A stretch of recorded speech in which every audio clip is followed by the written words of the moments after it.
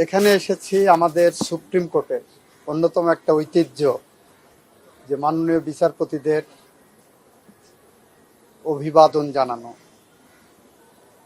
ওনাদেরকে ওনাদের জন্মের ইতিহাস, বেড়ে ওঠার ইতিহাস, ওনাদের কর্মময় জীবনের উপরে আমরা ওনাদেরকে পড়ে শোনাই এবং ওনাদেরকে অভিবাদন জানাই এই অঙ্গনে। ফলে আজকে যারা এখানে এসেছেন ওনারা সুপ্রিম কোর্টের হাইকোর্ট বিভাগের বিচারপতি পদমর্যাদার, এটা আমাদের দীর্ঘদিনের ট্রেডিশন, তার অংশ হিসাবে আমরা আজকে এখানে এসেছি। এখানে এসে একটা জিনিসই বলেছি, আমরা বাংলাদেশে ন্যায় বিচার প্রতিষ্ঠা চাই।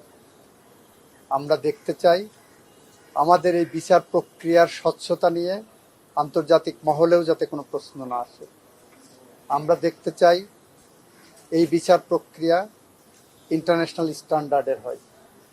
আমরা বলেছি এখানে একদিকে বিগত 17 বছরে বাংলাদেশের মানুষের উপর ঘটে যাওয়া সমস্ত রকম অন্যায়, অত্যাচার, অবিচারের বিরুদ্ধে ন্যায় বিচারের যেমন প্রত্যাশা, অ্যাট দি সেম টাইম এই ন্যায় বিচার প্রতিষ্ঠায় কোনো প্রশ্নবোধক চিহ্ন যাতে না থাকে, আন্তর্জাতিক মানদণ্ডে যাতে ন্যায় বিচারটা করা হয় সেটাও নিশ্চিত করা। এটাই আমাদের কাছে, ট্রাইব্যুনালের কাছে, আপনাদের কাছে প্রত্যাশা।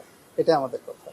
আরেকটা কথা বলছিলেন স্যার, আপনি দিনের ভোটটাতে রাতে না আরেকটু একটা কথা। এই ন্যায় বিচার প্রতিষ্ঠা হলেই বাংলাদেশের ইতিহাসে আর যাতে কেউ ক্ষমতায় টিকে থাকার জন্য দিনের ভোট রাতে করতে সাহস না করে, সে যেই হোক, সেই পথ, সেই আলোর পথ দেখানোর জন্য হলেও আন্তর্জাতিক মানদণ্ডে এই ন্যায় বিচার প্রতিষ্ঠা করা প্রয়োজন।